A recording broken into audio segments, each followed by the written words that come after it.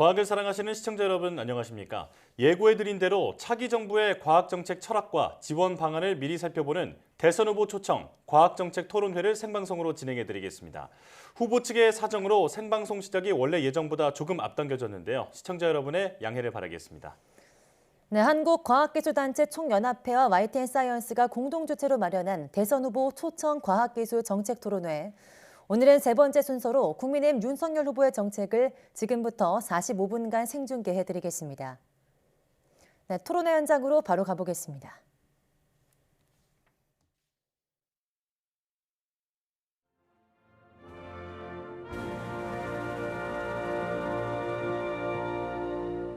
바로 모두 자리에 앉아 주십시오. 네, 선열들의 보호심이 오늘 이 자리에 가득할 줄 믿습니다. 우리 대한민국의 과학기술을 기반으로 해서 대한민국의 미래를 함께 토론하는 그런 의미 있고 뜻깊은 현장 함께하고 계십니다. 자, 이제 그 기쁜 마음을 담아서 토론의 공동 주최 기관인 한국과학기술단체 총연합회 이우일 회장님의 환영 인사 말씀이 있겠습니다. 여러분 박수로 이우일 회장님을 격려해 주시면 대단히 좋겠습니다. 어서 오십시오.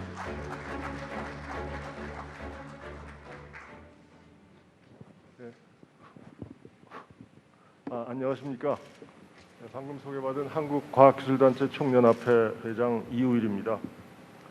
먼저 엄청나게 바쁘신 일정을 소화하고 계실 텐데 그중에 시간을 내서 이 토론에 참석해 주신 윤석열 국민의힘 대선 후보께 감사의 말씀을 드립니다. 잘 아시다시피 세계는 지금 기술 패권 경쟁이 심화되면서 기술 주권 확보에 국가 역량이 결집되고 있습니다. 그래서 지금 과학기술은 국가 생존의 열쇠가 되어버렸습니다. 때문에 정부의 과학기술에 대한 인식과 비전 그리고 우리 과학기술계의 준비와 협력이 무엇보다도 필요하다고 생각합니다. 과학기술계는 제20대 대통령 선거가 우리나라 미래의 판도를 바꿀 것으로 생각하고 30여 개 단체가 뜻을 모아서 대선 후보 초청 과학기술 정책 토론회를 기획하였습니다. 윤석열 후보님께서는 지난 1월 2일에 새해 첫 공약으로 디지털 플랫폼 정부에 대한 구상안을 밝히셨습니다. 그리고 대통령 직속 과학기술 정책 전담 조직과 한국형 나사 설립과 같은 과학기술 비전을 제시하신 바가 있습니다. 오늘 토론회는 윤석열 대선 후보께서 생각하시는 과학기술 정책 비전을 과학기술계 및 일반 국민들과 공유하고 소통하는 소중한 자리가 될 것입니다. 이 소통의 장이 대한민국의 미래를 바꿀 시작이 되기를 희망합니다. 끝으로 다시 한번 오늘 참석해 주신 윤석열 대선 후보님을 비롯한 임태희 실장님, 국민의힘 여러 의원 여러분들, 선대위원회 모든 관계자분께 경의를 표합니다. 그리고 토론에 시간을 내어주신 좌장과 패널 여러분, 함께해 주시는 모든 분들께 감사드립니다. 이민년 새해 모든 분들의 건승을 기원합니다. 감사합니다. 네, 한국과학기술단체 총연합회 이우일 회장님의 환영의 인사를 함께 나누었습니다. 자, 이제 그 기조 연설의 시간을 갖도록 하겠는데요. 오늘 함께해 주실 기조 연설자를 소개를 해드리겠습니다. 여러분, 국민의 뜻대로 새롭게 라는 기치를 내걸고 공정한 대한민국을 만들기 위해서 대한민국 제20대 대통령 후보로 캠페인을 펼치고 있는 윤석열 님을 여러분께 소개해드립니다. 힘찬 박수로 맞이해 주십시오. 네, 오늘 함께해 주심에 다시 한번 큰 감사를 드립니다. 어서 오십시오.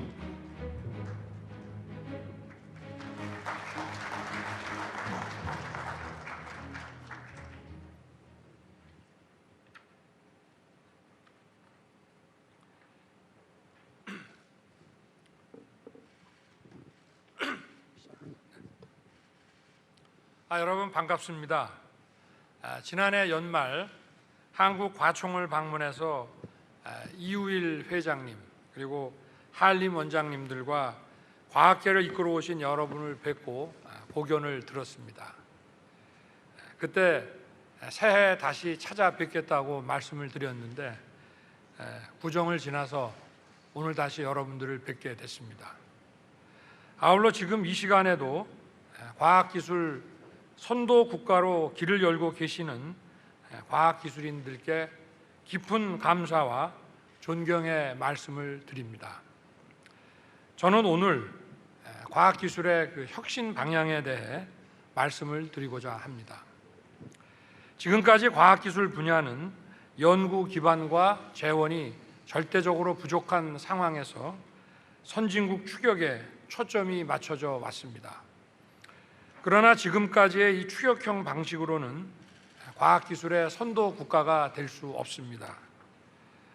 선진국은 세계의 과학기술 패권을 두고 무한 경쟁에 돌입했습니다. 원천 기술을 바탕으로 기술, 산업, 경제 등 전방위에 걸쳐 세계의 패권을 차지하기 위한 경쟁이 본격화된 것입니다.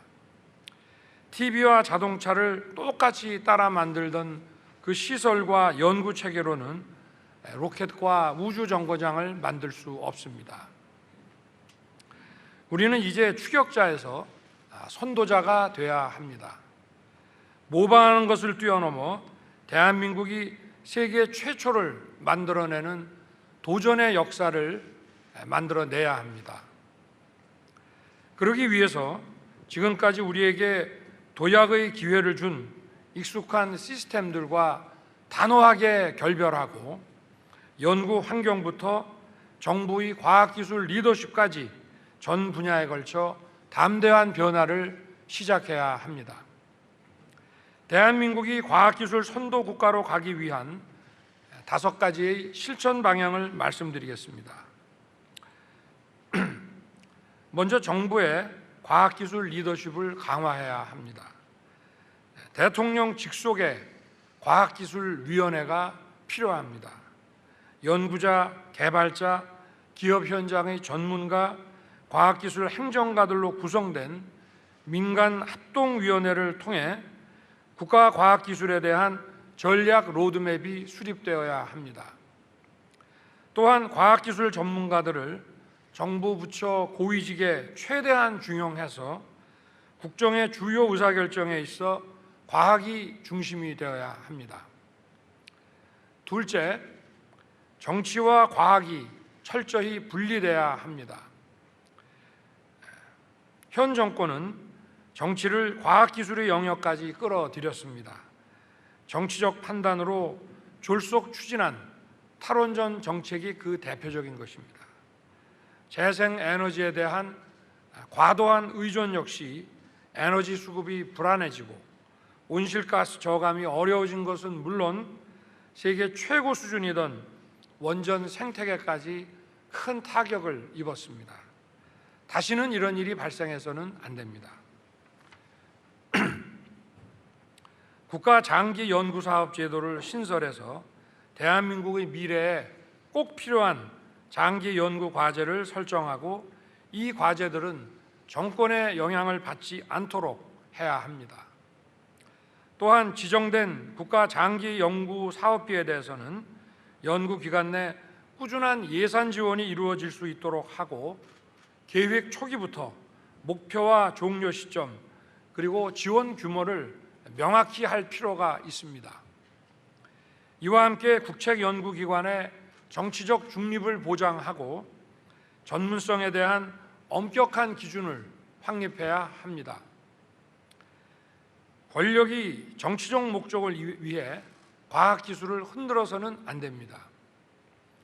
셋째, 자율적인 연구 환경을 확립해야 합니다. 정부가 지원은 하되 간섭하지 않는 체제를 만들어야 합니다. 연구비 집행은 유연하게 하고 국제 기준의 평가 검증 시스템을 도입해서 평가의 객관성과 투명성을 확립해야 합니다. 또한 글로벌 기술 동맹이 강화되어야 합니다. 국경 없는 글로벌 R&D 플랫폼을 구축해서 국제 공동 연구를 활성화하고 해외 우수 연구기관과 다국적 기업의 R&D 센터를 유치해야 합니다. 아울러 산학연의 자유로운 참여와 융합 연구가 활발하게 일어날 수 있도록 주요 국책 연구기관과 과학기술 특성화 대학을 중심으로 개방형 융합 연구 플랫폼을 구축해야 합니다. 특히 융합 연구, 개방형 연구, 국제 공동 연구에 대해서는 연구비를 우선 지원하고 평가 인센티브를 제공해야 합니다. 넷째, 연구 관리 시스템을 미래 선도형으로 바꿔 나가야 합니다. 현재까지 우리 연구 관리 시스템은 연구비 관리나 정부 감사에 편리하도록 설계되고 운영돼 왔습니다. 그러다 보니 성과 달성이 불분명한 도전적 과제에는 상대적으로 불이익을 받았습니다. 앞으로는 창의적, 도전적 연구가 인정받고 지원받을 수 있도록 연구 관리 시스템을 개편해야 합니다. 모험적 연구와 실험의 실패를 과감하게 용인하는 것이 중요합니다. 역량 있는 신진 연구자들이 마음 놓고 10년 이상의 장기 연구 사업을 진행할 수 있도록 정부가 뒷받침해야 합니다. 또한 과학기술이 학문적 영역에 머물지 않고 국가적 난제와 미래 문제를 해결하는 데 활용돼야 합니다. 감염병, 미세먼지, 탄소 중립, 저출산 고령화와 같은 중장기적인 국가 과제를 해결하고 당면한 소재, 부품, 장비 이런 소부장 산업 경쟁력을 키우는데 정부 연구 개발비를 집중 투입해야 합니다. 다섯째, 청년 과학인들의 도전과 기회의 장을 더욱 확대해야 합니다. 다가올 세상은 우수한 과학기술 인재를 많이 보유한 국가가 경제 주도권을 잡을 것입니다. 첨단 기술 분야별로 대학과 기업이 함께하는 전문 교육 과정을 개설해서 고급 인재를 육성해야 합니다. 또한 청년 과학인들을 위해 연구 기회의 확대, 평가의 공정성 제고, 그리고 결과에 대한 정당한 보상 체계를 확립해야 합니다. 국제 연수와 국책 연구 사업에 참여할 기회를 청년 과학자에게 충분히 부여하고 또 중견 연구자로 성장할 수 있도록 경력 주기별로 맞춤 지원을 해야 합니다. 정부 주요 정책을 결정할 때 청년 과학기술인의 목소리를 적극 반영하고 연구 경력 제도 및 연구 사업비 지원 시스템의 개선이 필요합니다. 지난 산업화의 과정이 부에서 유를 창조하는 것이었다면 이제 우리가 이룩한 10대 경제 강국의 강점을 활용해 새로운 과학기술의 혁신을 이뤄내야 합니다. 새로운 국가 간 경쟁 체제에서 기초과학과 원천기술을 보유한 과학기술 강국만이 글로벌 선도국가로 발돋움하게 될 것입니다. 현실을 뛰어넘는 과감한 혁신을 통해서 과학기술 강국으로 거듭 태어나야 합니다. 과학기술인과 함께 세계 5대 과학기술 선도국가의 기틀을 확실히 닦아야 합니다. 감사합니다. 네, 함께 기조 연설로 말씀을 잘 들었습니다. 후보님께서는 그 뒤에 단상에 자리가 마련됐습니다. 그 패널 속으로 바로 자리해 주시면 고맙겠습니다. 네, 윤석열 대통령 후보님의 그 과학기술에 대한 그 비전, 그 함께 설계를 함께 접했습니다. 자, 이제 본격적으로 패널 토론을 진행하고자 하는데요. 패널 여러분들께서는 단상으로 함께 자리를 해 주시기 바랍니다. 임태희 상임 고문님께서도 함께 단상으로 자리해 주시면 좋겠습니다. 그리고 오늘 함께 이제 좌장 그리고 패널 여러분들 다양한 그 과학기술계 소리를 준비하고 이제 절하는 시간을 함께 갖게 되겠는데요.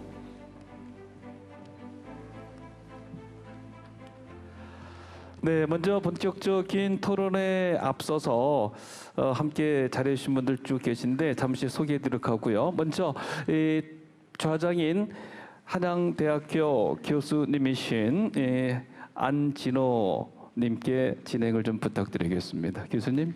네, 안녕하십니까. 과학기술 정책 토론에 참여해 주신 여러분들께 감사드립니다. 오늘 토론회 진행을 맡은 한양대학교 신소재공학부 안진호 교수입니다. 앞으로 약 한 달 후인 2022년 3월 9일에는 새로운 대한민국 5년을 이끄실 제20대 대통령을 선출하게 됩니다.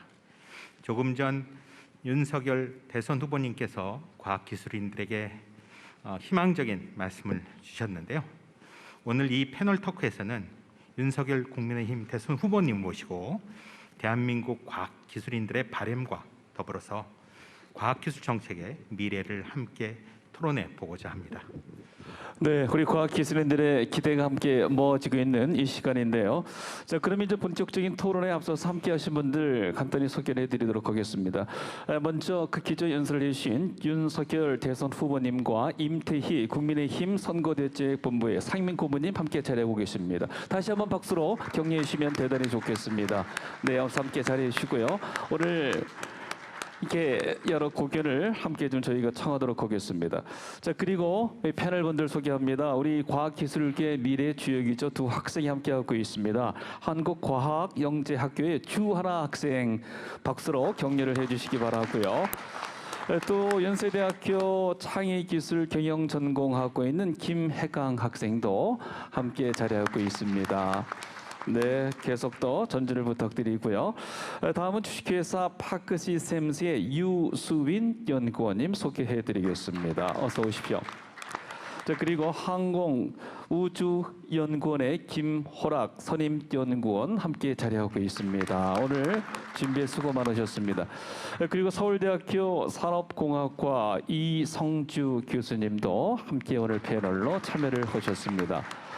자, 그리고 끝으로 조선일보 이영환 과학전문 기자님 여러분께 소개를 해드리겠습니다. 토론회 진행 간단하게 말씀드리겠습니다. 먼저 그 각 세대를 대표해서 현장 패널로 참여해주신 이 패널 여러분들의 질의를 먼저 듣겠습니다. 그리고 그 후에 윤석열 후보님의 답변을 듣는 순서로 진행하겠습니다. 말 그대로 미래가 묻고 현재가 답하다. 이런 대답의 형식으로 함께 여러분께서 이해하고 또 들어주시기 바랍니다. 많은 그 질의가 있을 거라고 예상이 되는데요. 계속해 진행하도록 하겠습니다. 교수님. 네, 그럼 먼저 한국과학영재학교 주하나 학생의 질문을 먼저 부탁드리도록 하겠습니다. 네, 안녕하세요. 한국과학영재학교 1학년 재학 중인 주하나입니다. 저는 오늘 10대를 대표하여 이 자리에 앉게 되었는데요. 그럼 거두절미하고 후보님께 질문을 드리도록 하겠습니다. 이공계열 인재 육성을 추구하는 관점에서 봤을 때 과학영재학교 학생들의 의대 진학을 제도적으로 방지하기 위해 각 학교들이 노력하고 있는데요. 위생물공학과와 같은 진로를 고민하는 학생들께서는 진로 진학 문제로 난항을 겪기도 합니다. 같은 맥락에서 코로나19 백신 개발이나 희귀병 치료제 제작에 대해서 이바지하는 것 또한 이공계열 학생들 아니냐는 목소리가 분명 나오고 있는데요. 때문에 후보님께서는 의대를 진학한 이후 의사가 되는 학생들과 그를 방지하려는 움직임, 마지막으로 의과학연구원이 되고 싶은 학생들 사이에 이 딜레마적인 문제에 대해 어떻게 생각하시는지 여쭙고 싶습니다. 우리나라 최고의 과학기술 그 영재인 그 과학고 또 과학영재고 그 학생들이 물론 다양한 본인이 선호하는 그 계열에 진학을 해서 공부를 하고 진로를 개척하는 것도 중요하지만 국가 자원이 정말 이 귀한 자원들이 과학기술 발전에 쓰여야 된다는 아마 그런 판단 때문에 의대 진학을 좀 제한하고 있는 것 같습니다. 그런데 지금 선진국에서는 메디칼 스쿨하고 또 공과대학하고 서로 연계한 프로그램으로 연구 개발을 하고 있는 것들이 많기 때문에 굳이 의대를 가는 것보다 저는 공과대학으로 진학을 하되 의과학, 의공학 이런 부분에 대해서 또 자연 계열의 이런 바이오 분야와 또 의과대학과 또 공과대학이 함께 연구하는 프로그램을 만들어서 거기에 참여하는 것이 더 바람직하지 않겠나. 또 의대 공부라고 하는 것이 아무래도 이 임상을 위해서 기본적인 암기 사항도 많고 가는 방향이 많이 다르기 때문에 이런 영재들이 임상 의사로 진출하는 것보다는 이 의과학, 의공학 분야로 많이 가는 것이 바람직하지 않겠나 이렇게 생각을 합니다. 네, 말씀 감사합니다. 의학과 공학 그리고 과학의 그 융합의 중요성에 대해서 네. 잘 피력해 주셨습니다. 다음으로는 연세대학교 김혜강 학생 질문 부탁드립니다. 안녕하세요. 20대 대학생 입장으로 나오게 된 연세대학교 김혜강입니다. 저는 고학력 인력의 수급 불균형 문제를 질의하고자 합니다. 현재 인문계열 고학력 인력은 수요보다 더 많이 공급되고 있고 이공계열 고학력 인력은 공급이 부족한 실정입니다. 이러한 고학력 인력의 수급 불균형 문제는 오랜 시간 사회적 문제로 대두되어 왔는데요. 현 정권에서도 과학기술 발전을 위해 지속적으로 투자하고 지원하고 있음에도 불구하고 여전히 인문계열 고학력 인력이 잉여되고 이공계열 고학력 인력은 부족한 그 원인이 무엇이라고 생각하시는지, 그리고 이를 소화하기 위해 어떤 국가 일자리 전략을 세울 수 있을지 궁금합니다.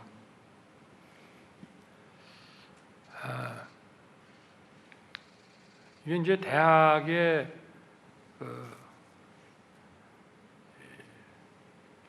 교수진이나 학교의 그 시스템이 많이 경직이 되어 있는 측면도 있고 또 필요한 그 학과의 정원을 제한하는 수도권 그 규제법 또 작용을 하고 있습니다. 그런데 우리나라 이 과학기술의 발전을 위해서 또 기업에서 필요로 하는 인재를 잘 교육시켜서 배출하기 위해서는 이런 수도권 규제법에서 정원 조정을 하는 것은 저희가 좀 과감하게 탈피할 필요가 있다고 보고요.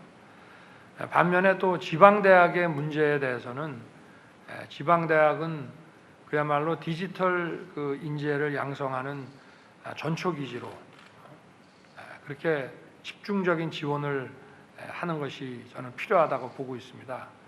그리고 문과든 이과든 간에 기업이 필요로 하는 그 분야를 자기가 공부하고 싶을 때 좀 넓은 의미에서의 부전공과 또 이런 융합 그 과정들을 많이 신설을 해서 이런 수급 불균형을 해소해 나갈 수 있지 않겠나 이렇게 보고 있습니다. 네, 감사합니다. 교육이라고 하면 우리 일선 현장에 있는 교수들도 항상 고민하고 있는 문제입니다. 이런 실질적인 문제점 해결과 균형 발전에 대한 그런 해결 방안 앞으로도 많은 고민 부탁드리도록 하겠습니다. 다음으로는 주식회사 파크시스템스에 근무하고 계시는 유수빈 연구원님 질문 부탁드립니다. 네, 안녕하세요. 파크시스템스 유수빈 연구원입니다. 우선 이 자리를 빌어 20대 여성 연구원을 대표해서 질문을 드리게 되어 대단히 영광이라고 생각합니다. 우선 저는 기초과학에 대한 지원과 관련된 질문을 드리도록 하겠습니다. 이전부터 기초과학 연구의 중요성이 점점 언급되었고 최근 수출 규제에 따른 불소 요소 수급 대란 등의 문제가 생기면서 국민도 소재 부품의 국산화가 시급하다는 인식을 하게 되었습니다. 이에 따라 삼성전자, SK하이닉스 등은 국내 이런 업체들은 반도체 소재 관련 장비를 최대한 국산화하거나 수입 다변화에 나서는 등 대책을 마련하고 있습니다. 따라서 소재 부품 장비, 즉 소부장 관련 조속한 국산화 달성을 위해 정부도 과학기술 발전을 위한 인재를 육성하거나 지원이 필요하다고 생각합니다. 특히 반도체 소부장 관련 대소기술을 가진 우리나라의 중소기업을 위해 그 해외 진출이나 대기업과의 상생을 만들 수 있는 환경이 조성되어야 할 것 같습니다. 이러한 관점에서 후보님은 우리나라 기초과학 발전을 위해 어떠한 기준으로 어떻게 지원을 할 계획이신지 궁금합니다. 글쎄 반도체 분야에 한정을 해서 예를 들어서 본다면은 우리나라에서는 현장에서 파운드리에서 실제 필요한 그 응용 기술 면에 대해서는 기업에서도 R&D 투자를 지속적으로 하고 있고 이렇지만 보다 더 근본적인 기술, 예를 들어서 어떤 수학적, 어떤 물리학적 그 이론과 그것이 응용되기 직전 단계의 그 어떤 원천 기술에 대해서는 아무래도 선진국 거를 따라오고 저희가 독자적인 연구에는 좀 미흡한 것 같습니다. 제가 오래전에 작년 한 5월, 6월경에 그 서울대학교 그 반도체 그 연구소를 한번 방문해서 교수님들을 만난 적이 있습니다. 네. 그 말씀을 하시더군요. 그리고 결국은 지금 이제 저희가 과학기술에 이게 선도 국가가 된다는 얘기는 그 패권 국가에 도전을 해야 된다는 얘기고 1등을 향해 달려야 된다는 얘기입니다. 1등을 하기 위해서는 응용 기술만으로는 부족하고 여기에 대해서 대대적인 그 투자와 제도 여건을 만들어야 되는데 많은 걸림돌이 바로 그 수도권 그 규제법과 그리고 이 학교의 그 어떤 자율성이 좀 떨어져서 기본적으로 정원 조정을 좀 하고 싶어도 못하는 문제가 크다고 합니다.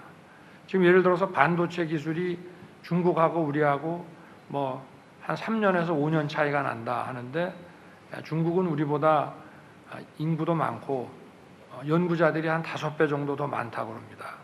그러면은 이 격차가 줄어드는데 시간이 얼마 걸리지 않을 것이고 이 격차를 유지하거나 더 벌리기 위해서는 저희가 그 분야에서도 더 기초적인 부분에 대해서 파고 들어가야 되지 않겠나.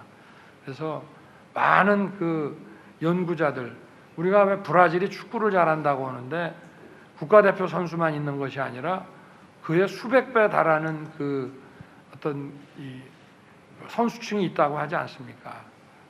저도 많은 그 연구자들이 이런 어떤 생태계를 이뤄서 기초 분야부터 바로 현장에서 응용할 수 있는 상용화시키는 응용 기술까지 다양한 그 생태계를 이뤄가면서 발전을 해야 되지 않겠나 그렇게 생각하고 있습니다. 네, 감사합니다. 기초과학이 응용기술의 근본이 된다는 그런 의견에 대해서는 공학을 가르치고 있는 제 입장에서도 반가운 이야기입니다. 우리나라는 너무 산업적인 응용만 재촉을 하고 빠른 성과만 요구하는 이런 과학기술 정책의 변화를 기대를 걸어도 될 것 같습니다. 또한 규제 혁파의 필요성을 현장에서 느끼는 우리와 같이 느끼고 계시다니 꼭 실현이 되었으면 하는 그런 바람입니다. 다음으로는 대한민국 출연연구소 중 하나인 한국항공우주연구원의 김호락 선임연구원님의 질문 받아보도록 하겠습니다. 네, 안녕하세요. 그 30대 연구원을 대표해서 질문하게 된 한국항공우주연구원의 김호락입니다. 올해 항우연에서는 2010년부터 개발해온 누리호와 또 2016년부터 개발해온 시험용 달 궤도선의 발사를 앞두고 있습니다. 이와 같은 긴 사업과 관련해서 정부에서는 정권의 임기 내에 성과를 내야 하고 또 담당 공무원들도 담당하는 기간 내에 성과를 내야 하기 때문에 여러 가지로 어려움이 참 많았습니다.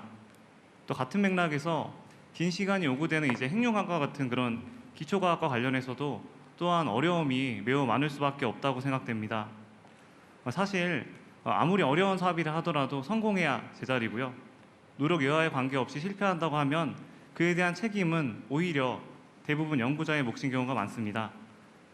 연구의 창의성과 다양성을 위해서 정권의 임기나 연구의 1차원적 결과에 얽매이지 않는 그런 연구 환경의 개선 방향에 대해서 후보자님의 의견을 묻고 싶습니다. 네. 그 좋은 연구 결과가 나오려고 하면은 상당 기간 그 지속 가능한 그런 연구 시스템이 만들어져야 되는데, 제가 들어보니까 정권이 바뀌면은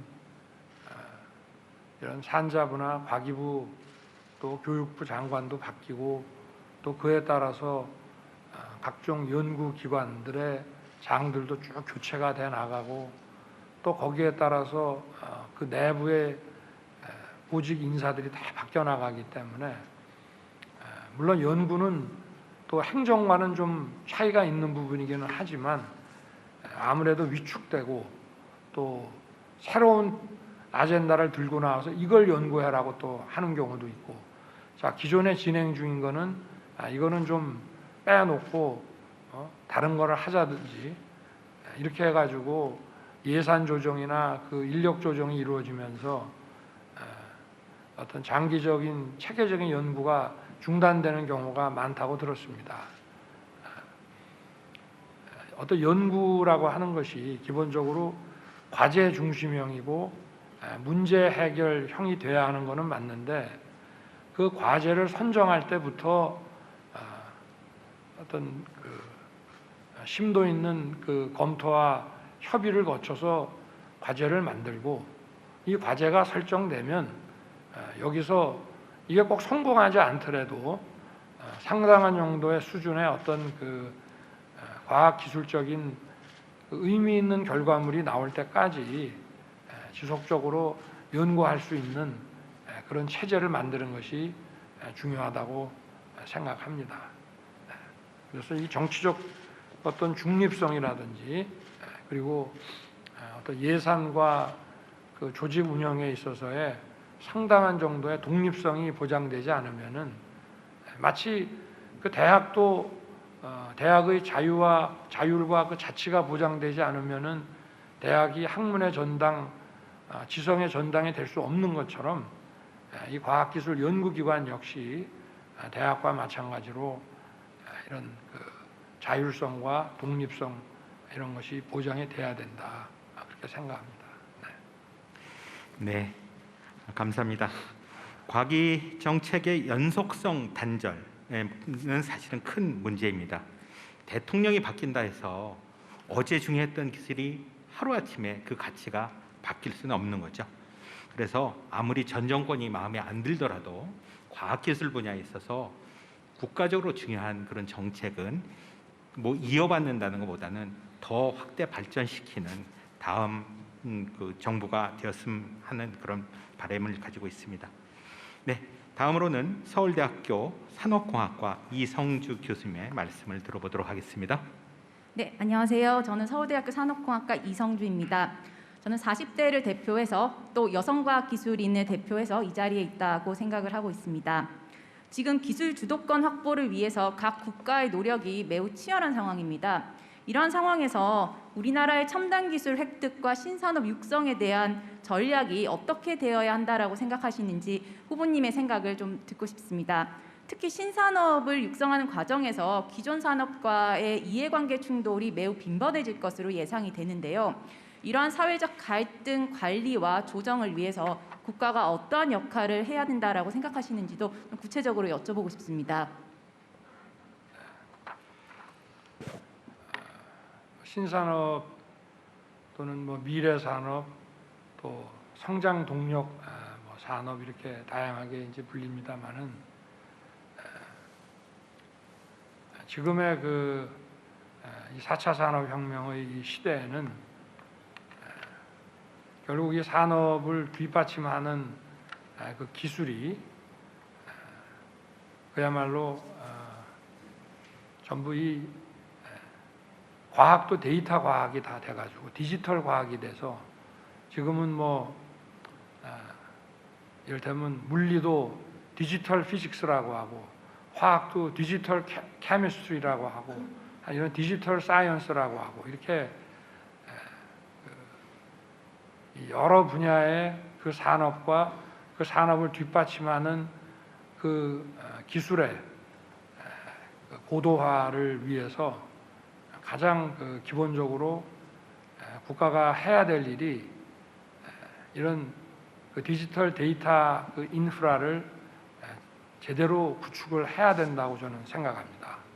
학생들에 대한 교육에 있어서도 초등학교부터 이런 컴퓨터 알고리즘에 대해서 잘 가르치고, 그리고 정부도 선제적으로 원 플랫폼으로 디지털 플랫폼 정부를 구축을 해서 또 민간의 이런 클라우드 산업도 발전시키고, 그리고 이런 5G도 더 촘촘하게 깔고, 그리고 이 많은 소프트웨어 개발자들에게도 정부의 디지털 플랫폼화를 위한 여러 가지 AI 소프트웨어 발주도 하고, 이렇게 해서 전 분야에 걸쳐서 우리가 이런 디지털 데이터 패권 국가에 도전하는 이런 자세를 가지고 간다고 하면은 여러 분야의 신산업, 예를 들면 요새 많이 대두되는 신재생 에너지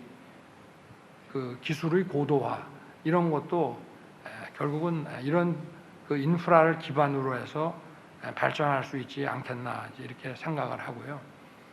그리고 결국은 이 과학기술 연구도 벽을 좀 허물고 연구 결과들이 플랫폼에 같이 올라와서 공유하고 함께 쓰일 수 있어야 된다라고 저는 생각하고 있습니다. 그리고 소위 재래 산업과의 충돌 문제는 이게 이제 재래 산업인 경우에 국가의 행정 법규에 의해 가지고 여러 가지 인허가나 이런 걸 두고 있기 때문에 기존 산업들은 이런 규제를 다 받아 가지고 그 규제 위에서 커온 기업들이고, 또 새로운 분야는 그 규제를 전제로 하지 않고 발전해 온 것이기 때문에 그 규제를 적용을 하게 되면 발전에 지장이 있고, 또 신산업에 대해서 규제 적용을 안 하게 되면 그거는 기존 산업에 대한 또 불평등한 규제가 될 수 있기 때문에 이것이 이 규제를 과연 어떻게 할 것이냐, 이게 간단한 문제는 아닙니다만은 가급적이면은 이 신산업에 대한 규제는 과감하게 철폐하고 적용하지 않는 방향으로 해서, 왜냐하면 우리 사회가 그걸로 인해서 얻을 수 있는 것이 훨씬 많고, 또 그 과정에서 기존 산업에 대해서 규제가 가해졌던 것들을 함께 같이 풀어나가는. 근데 이제 이런 부분이 있습니다. 기존 산업에 대한 규제를 풀면은 그 경쟁 관계 때문에 신산업이 또 발전을 못하고, 신산업에 대한 그 규제를 적용 안 하는 것이 기존 산업에 대해서 하나의 특혜가 되는 경우가 생길 수가 있습니다. 그거는 결국은 같이 풀고, 신산업이 기존 재래 산업과의 경쟁에서 이기지 못한다면 그거는 아무리 새로운 기술이 적용된다 하더라도 상용화되는 과정에서의 어떤 가치 혁신 면에서의 경쟁력이 떨어지는 거기 때문에 그런 점은 좀 고려를 해야 되고요. 그리고 이 신산업에 관계하시는 분들은 비슷한 영역의 기존 산업 규제는 그대로 놔두고 자기들 것만 풀어달라는 얘기들도 많이 하십니다. 그러나 그거는 바람직하지 않은 접근이라고 생각합니다. 네, 감사합니다. 뭐 이전에 젊은 세대도 어려운 질문을 던져주셨지만 이성주 교수님은 좀 더 어려운 질문을 던져주셔서 오랫동안 지금 답을 주셨는데요. 정리해 보면 디지털 융합 그리고 디지털 혁신의 중요성 강조해 주셨고요. 그리고 이를 위해서는 교육부터 우리가 차근차근 시작을 해야 된다. 그리고 가장 중요한 것은 플랫폼의 중요성 강조해 주신 거라고 봅니다. 우리가 아무리 많은 데이터를 가지고 있다 하더라도 이를 활용할 수 있는 그런 플랫폼이 마련되어 있지 않다면 그거는 활용할 수 없는, 가치가 없는 데이터가 되겠죠. 그리고 아까 그동안 말씀 주셨던 신재생 에너지와 관련해서 여러 가지 후보들 간에 다른 생각도 계셨었는데요. 신재생 에너지의 효율의 고도화를 위해서 이런 디지털 기술로 그런 혁신을 가져올 수 있다라는 그런 말씀도 중요한 것 같습니다. 그리고 마지막으로 말씀 주셨던 그 신산업 분야와 그런 규제, 이런 문제는 꼭 정부에서 풀어져야 할 그런 과제입니다. 하지만 정부만 독단적으로 하시지 마시고 민간에서 현장의 그런 목소리를 함께 들으시면서 머리를 맞대고 해결책을 급히 하지 마시고 차근차근 마련해 주십사 하는 그런 부탁을 드리도록 하겠습니다.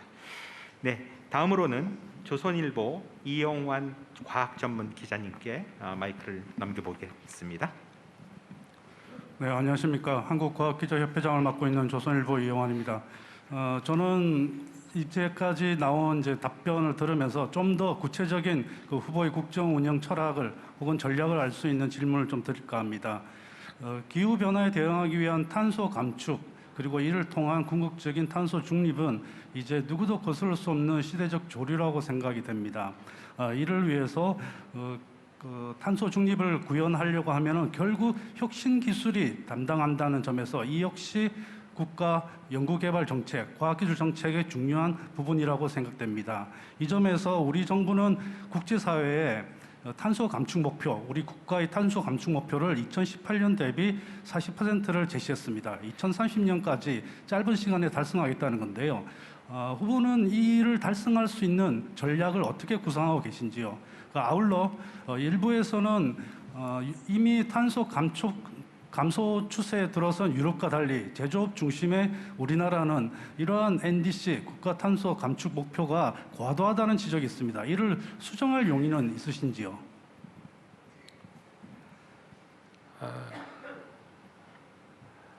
지금 2050 그 탄소 중립이라고 하는 것은 이건 뭐 세계적인 과제고 어느 국가도 피할 수 없습니다.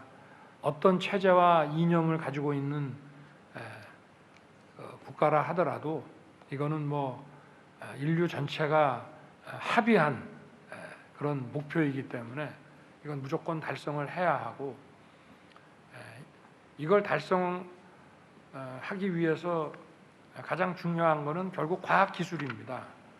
우리가 탄소 에너지를 덜 쓰면 되는 거냐, 덜 쓰면 되는 거 아니냐, 이런 문제가 아니고 결국은 탄소 방출이 안 되는 에너지로 전환을 하고 또 그 에너지의 효율을 고도화하고 이렇게 해야 되기 때문에 결국은 이 탄소 중립이라고 하는 것은 어떤 과학기술 역량의 제고를 의미한다라고 저는 이제 말씀드리고 싶고요. 그리고 지난번에 글래스고우에 가서 우리 대한민국 정부가 발표한 그 2030년까지 40% 감축 목표라고 하는 것은 그거는 2050 탄소 중립하고는 관계없이 그거는 조금 더 우리 과학계, 산업계와의 논의를 거쳐서 그 로드맵을 정해서 그 수치가 결정되어야 한다고 저는 생각합니다. 이게 바로 과학과 정치가 분리가 되질 않고 정치가 과학을 침범한 거라고 저는 생각합니다. 탄소 중립의 그 로드맵과 어떤 시기별 그 감축 목표라고 하는 것은 과학에 의해서 결정이 되어야 하는 것이지 정치에 의해서 결정이 돼서는 안 되는 것이기 때문에 저희가 2050 목표는 달성하더라도 그런 시기별 그 로드맵에 대해서는 과학계와 산업계와의 그 논의를 더 지켜보고 또 정부도 더 경청하고 이렇게 해서 로드맵을 신속하게 만들어야 되고, 그리고 이 신재생 에너지 분야도 지금 뭐 새로운 그 과학 기술이 적용돼야 할 분야가 너무 많습니다. 예를 들면 태양광이다 이렇게 되면 그 전기 에너지를 그 저장하는 그 시설 그것만 해도 뭐 돈이 뭐 수백조가 들어갑니다. 그리고 뭐 폐기물, 그 태양광 패널 이 폐기물도 이게 처리하는 것이 만만치가 않고요. 그리고 원전 하나가 그 생산하는 그 에너지를 태양광으로 생산하려고 그러면은 우리나라는 또 이 햇볕이나 이런 것이 또 다른 나라에 비해서 많이 약하기 때문에 뭐 수천만 평의 또 이 부지가 필요하고 뭐 이런 점들을 고려했을 때 결국은 탄소 중립이라는 것은 꼭 과학 기술을 더 발전시켜야 도달이 가능한 것이다. 저는 이렇게 생각을 하고요. 그리고 아마 이 탄소 중립이라는 것이 새로운 도전이기 때문에 이 도전을 저희가 극복하고 달성해 나가는 과정에서 우리 대한민국뿐만이 아니라 우리 인류가 더 어떤 높은 과학기술 수준을 향유하면서 우리가 더 풍요롭고 더 큰 번영을 이룰 수 있는 계기가 될 것이라고 저는 믿습니다.